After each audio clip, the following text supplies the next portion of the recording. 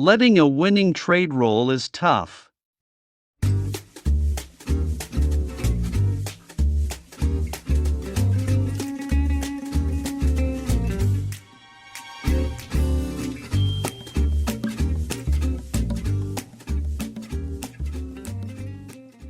How many times have you seen winners reaching sky before your eyes, stopping you out at break-even or, even worse, turn you into a loser?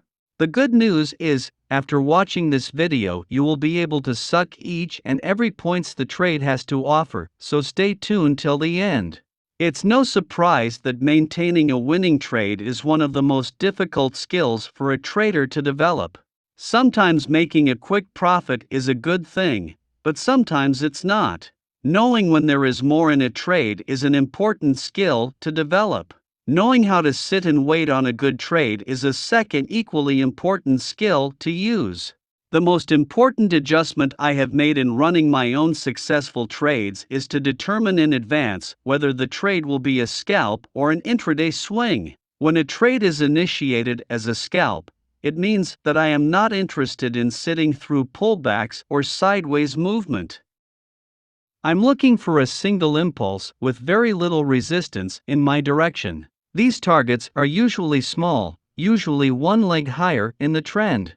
The intraday swing is when I develop a thesis about the direction of the stock for the entire trading day. For example, it could be trading from the low to the high of the day, or a trend in range to a new high. The first rule to keep the winners. Understand and accept in advance that you will face an uncomfortable price before you reach your target profit. After setting up and entering the trade, I am ready to publish my thesis. I will openly admit that I will have to go through several pullbacks and sideways consolidations before I finally get out of the position. These are complex operations that require you to actively manage them. You always want to take profits when price action becomes suspicious. Remember the basic idea of trading: don't touch the profit, let the winning trade move. Let's jump into the live trade, where I will share 4 important strategies to help you last longer in winning trades. Here you can see an instrument is trending higher. I will draw few trend lines to predict the direction and will place my trade accordingly. So the first strategy is to trade in a smaller size to keep winning trades longer.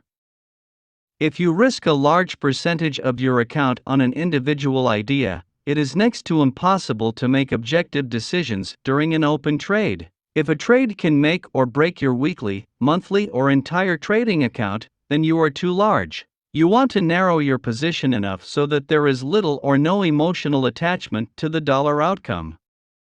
As the volume increased, but the impact of it on the candle is not surprising, time to take a short trade here. Stop loss will be just above the high.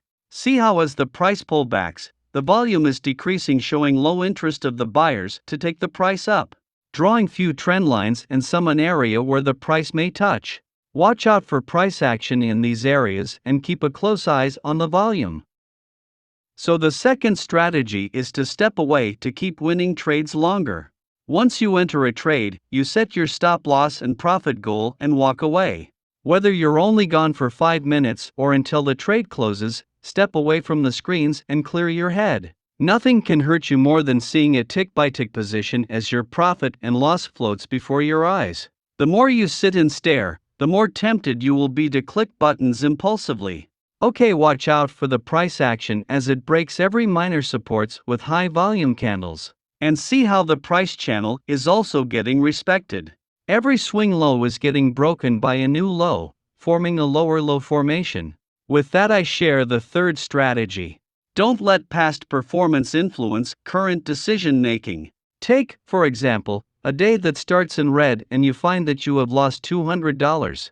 The next trade you enter starts working in your favor and suddenly you start thinking well of yourself. Now I'm on $200 in this trade. I'm more than happy to finish it now and go back to the day to be flat. This is a very costly mistake that will add up over time. If you are constantly looking for trades and managing them based on how you feel or your recent P&L, you are missing out on a lot of great opportunities and big winnings. Each trade must be measured and analyzed based on its own unique setup and opportunity. Our target is near. Let's book our profit. Yes, I just booked $2,090. Okay, the fourth strategy is to stop looking for excuses to close a transaction.